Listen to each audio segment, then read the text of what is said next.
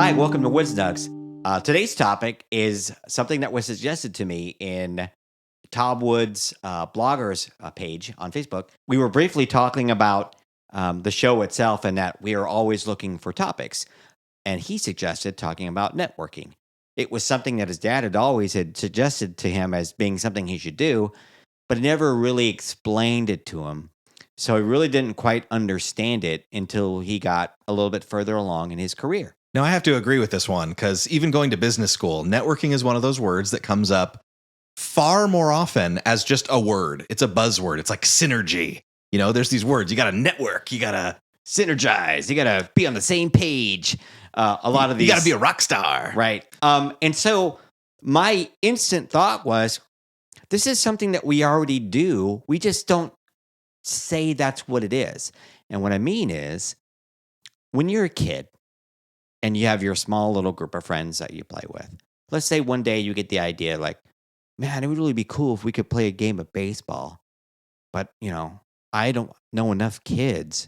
Well, my friend Tommy has a bat and a couple of balls, you know, that his older brother gave him. Let's see if he knows anybody. Hey, and you talk to Tommy, and Tommy says, yeah, you know what? A couple of my friends were just talking about getting together. We have some spare gloves in case you guys need any. But, you know, the problem is I don't know anyone who knows the bases, or has the bases. Let me see if one of my friends do. And he talks to one of his friends, and turns out not only does he have the bases, but he actually has the best place to play. And you're like, well, that's great. But now that we have enough people to play and we have the equipment, now what? Oh, the friend said that there's always a group of kids down there waiting to play. So we actually have another team that we can play. So simply by reaching out from friend to friend to friend to friend, and now all of a sudden, something that seemed like an impossibility is now plausible, and now you're doing it. And we've never called it networking as a kid because that's really not a kid word. Right. You're at that point, I'm reminded of nobody buys a drill because they want a drill. Everyone buys a drill because they want a hole. And a drill is a way to get a hole. So networking is kind of like that drill that we don't think about, well, I need a network. What we really think about is in a certain situation, I need a thing. How am I going to get that thing? Hey, I know. I'll call my Uncle Frank. My Uncle Frank, he knows a guy. Who knows a guy? I actually do have an Uncle Frank, born and raised in Brooklyn, and he does know a lot of guys. And again, his accents. Now I realize there are going to probably be some people out there that say, that's not how we talk. And, you know, that's not how you talk according to how I do it. But to my ears, that's great. Cool Uncle Frank. He knows a guy. The point being is that being willing to reach out and take a chance, right? Speak to somebody with, hey, do you know anybody? And maybe by chance they do. And so if we learn this as kids and how to do this as kids, and now we have a regular thing going on, we take that same mentality or take that same kind of practice with us into adulthood. Well, once that baseball game starts, to continue that analogy, at the beginning, you didn't know 90% of those other kids. Right. But by the time you've played a game or two together, you've gotten to meet and learn the names of everybody on both teams. And now you know the guy who has the bases and the guys who got the extra gloves and the bats and the balls and all the stuff. And now they're part of your inner circle, or they could be. And maybe one of the dads is there. And guess what? He's a little league coach. And he's like, you know what? You guys are actually pretty talented. You ever thought about joining the league? We didn't know that there was a league. Oh, yeah. Here's some information. Take back home to your parents. And the next thing you know, next summer, you're playing in the baseball league. And then maybe you get really good at it. And then you're like, hey, I can take this going forward. And so you go forward in school, and now you're in high school. Full ride scholarship, playing baseball. Yeah. I mean, you never know where it's going to lead. And the key is being willing to follow it wherever it leads, being willing to do the thing, being willing to reach out to those people. I've got a personal story along this line. Sure. Where as an introvert and, you know, going through business school, like I said, networking came up as a thing. And the way that they always talked about it was like, oh, we're having a networking event, which is, for me, just one of the worst things ever. Right. It is like a ballroom filled with people who are doing nothing other than trying to just spark up conversation, meet other people. And that sounds like the most worst thing on the planet, I bet. And everyone is there with just, hi, I'm me. Who are you? Oh, you're you? All right, cool. Makes me think of speed Hey, dating. who are you? Yeah. And I didn't see the point of it at that time, and it felt fake and forced. But my wife, she was going to college after we were married. Okay. She was taking a class, got paired up with this other young woman in one of her classes for her project. Okay. And they got to become friends. They were hanging out. They were chatting. Turns out this young lady was engaged. We were invited to the wedding. It was a cool thing. We got to go and I got to meet her husband. We got to talking and hanging out. And it turned out that he had a band, but the singer had just quit the band. And when he found out that I played the guitar a little bit and that I sing, was like, oh, well, would you want to come and like meet the guys and see how it goes? And I'm like, yeah, that sounds awesome. I had a little bit of experience in high school playing in a band and enjoyed it immensely. Right. So ended up playing with these guys for a while. And during this time, I got laid off from work. Oh, that's terrible. The company was closing their office in the state. So the regional office was done. So one of these nights as we're playing, we're chit-chatting and stuff. And one of the guys asked how things are going. I could have said, oh, it's okay. I'm all good. Everything's fine. And then just get on with it and play the music, because that's what we're there for, to be a band. We're there to play music. And they don't want to hear my sob story. And so I just told him what was going on. Like, yeah, just, getting laid off, and, I don't know what I'm going to do next. Mm. And he said, oh, well, there's this place right across the street from where I work. They've got a big banner out front that says, all now hiring. And they've got a big phone number that you can call, big, giant, bold letters. And so, I called the number and ended up getting a job doing data entry. It was not really what I had studied for. It was not really like, but it was a job where my experience lied. Yeah. It wasn't where I wanted to be long term, but it was a foot in the door. It was a job and it was a paycheck. And as I was there and I applied myself and did my best, I got to meet other people within the company, so that when other job opportunities came up internally, they said, oh yeah, you know what? Casey would be great for this. And I was approached through no real effort of my own for promotion after promotion after promotion to do different things. Now, they were all kind of like incremental promotions. Sure. But it was a way of moving from just doing data entry to doing the career that I have now. I learned because of that job. And that all came because I played in a band with a guy, because I was willing to have this conversation with this newlywed husband, because my wife was willing to talk with this girl that she met in class. They made friends, and now I have a career.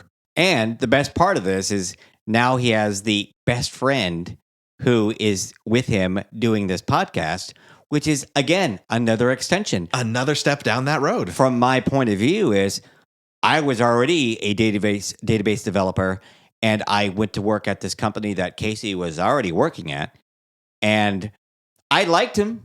I didn't hang out with him. I wasn't on the same team. We were very busy. Yeah, it was like nonstop over there, this company. Just, trial by fire kind of a place. But I liked his sense of humor, and I liked his personality, and he was at least willing to talk to me on occasion. And I'm what they call an ambivert.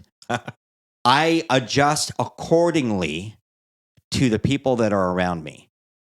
So a little bit, I've always called it the social chameleon. It's the way that I would phrase it. And that's, I give out the same energy that's being received.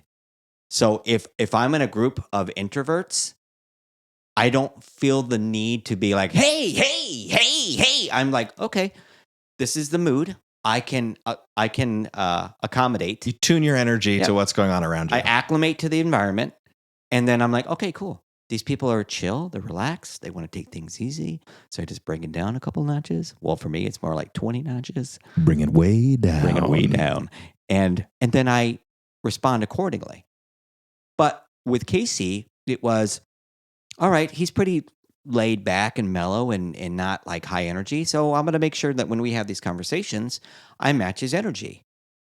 And we didn't actually become friends until I actually left the company. Well, one quick interjection here. I want to point out, for the purposes of networking, right, this is one of those funny little things that it was your loud shirts. At the time, they were a little less anime, a little more Marvel Comics. Yes. And we've gotten comments on those occasionally.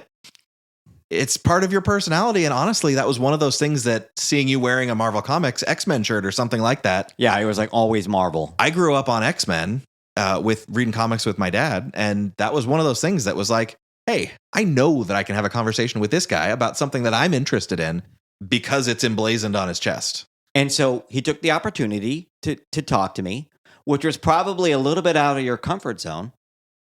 And we built up at least an acquaintanceship.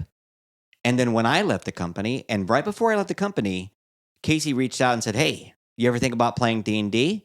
And we'd had these discussions a couple times before. And I'm like, I've played it before, and I've had some good experiences, and I've had some not so good experiences. Hey, I got an opening in my gaming group. We could really use another guy. And I was like, you know what? Sure, why not? And so I started to play in the group, but I left the company to go where I'm at currently. And then an opportunity opened up to bring someone else in. I was like, do you know anyone? Well, I know a guy. And so I was like, hey, Casey, what do you think about coming over here and working for this company with me? It's a completely different environment. It is so relaxed. You're probably going to freak out at first. And he did a little bit. But now I've been there for almost 6 years. It'll be 6 years in a couple of months. You've been there for over 5 now. Yep. And that opportunity never would have presented itself had I not taken the chance to speak to somebody and extend my network of friends in this case. And the D&D game was another way of getting together and building that relationship. So I feel like to sum up the gist of networking, if we had to distill it down to just its essence, it's being willing to communicate with other people on a human level. Right. Because if your interactions are all 100% mechanical, all only business, only about the specific task that you're working through, then your networking up. There's still opportunities for networking. If you're just an amazing, plumber, you're going to have opportunities because people are going to point out how awesome your work was. Right. And that's something. That's not nothing. Right. But that way of building that kind of next level relationship is being willing and able to have conversations with other people about people stuff and not just business or work stuff. And sometimes the networking in itself isn't really a direct benefit to us. You bring up the example of the plumber. Maybe that plumber comes over and he does awesome work for you. And you're like, not only did you do awesome work, but you were on time and your prices are fair. Is it okay if I refer you to anyone else who might need plumbing work? I'm like, yeah, definitely. Here, take a couple extra cards. And then as you go through time and life, someone needs plumbing work. This person and that person, or some relation needs plumbing work. Then you can be the Uncle Frank and you can say, I know a guy. And so you're not the direct beneficiary of that particular networking, but because you know both parties, you're able to make this come together. And that's a lot of times that's what ends up happening, especially in the business world. It may not be a direct connection. Maybe it is a couple of degrees removed before they find that. Maybe it's that person doesn't need a plumber. Maybe they need somebody that actually does cement work. Hey, I know that you're not a cement guy, but do you know anyone who does cement work? Well, I work with a contractor, and the contractor is a pretty good guy. He hires this cement company to come out and do their work all the time. And I've seen the work. It's pretty top notch. Let me call him, see if I can get that guy's number, and then I'll get back to you. And now, through multiple degrees of separation, you've now been able to establish a bigger network because maybe some down the road you need the cement guy. Right. And setting this up is not the kind of thing that you set up with necessarily every connection throughout all time that you're going to need or want, but it's just paying attention, putting yourself out there, having conversations, and meeting people. It makes me think of the analogy we talked about when we say happen to life, and that's opening the door. Mm-hmm. Opening the door, you don't know what's going to be behind it, but there could be an entire world of possibility behind it, but you got to be willing to open the door. And so in the case of getting Casey to come over and work at the company we both work at now, there was also actually another side bonus for me as well, and that was actually in the bonus of money bonus. So sometimes this networking does benefit you, even if you're actually trying to reach out and help somebody else. So I'm thinking of another example. The other day, we're coming out of the taco shop with our burritos to go because we got there right at closing time and couldn't stay in and eat them. Yep, I recall. And as we're walking out, there's a dance studio right next door. And I'm thinking to myself, well, my daughter used to take dance class and she kind of enjoyed it. I wonder what their program is like. Yeah. And they're full. Just the lights are on and you can see just little kids dancing around. And it actually surprised me how many people were actually in that studio. And it looked like they were enjoying themselves. So ducked in real quick and asked for a flyer to get to bring home.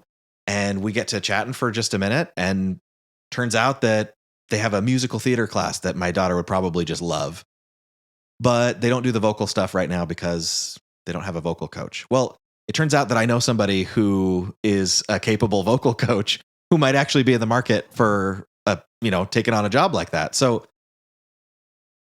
coming out of the taco shop and seeing the thing and going, hey, you know what? There's a little bit of a brain itch right now just to investigate that just a little bit. So now nothing's etched in stone. Nothing has to happen from that. Right. Maybe it's a cool opportunity for an aspiring vocal coach. That was something you would have known or experienced if you didn't take the opportunity just to go find out. And it was something technically that had to do with your own daughter. Like, it might be something that she might be interested in. And now it turns out that you find out that they're looking for somebody and you know somebody who fits the bill and you reach out to them and you're like, hey, I was at this studio and it turns out that they're looking for a vocal coach. Are you still in the market for that type of job? And they were like, oh my gosh, yes, I've been looking. Who do you know? Well, I know a guy, right? So if we're going to theme this episode, we might have just decided to call it, I know a guy. Yeah, because, we all know a guy.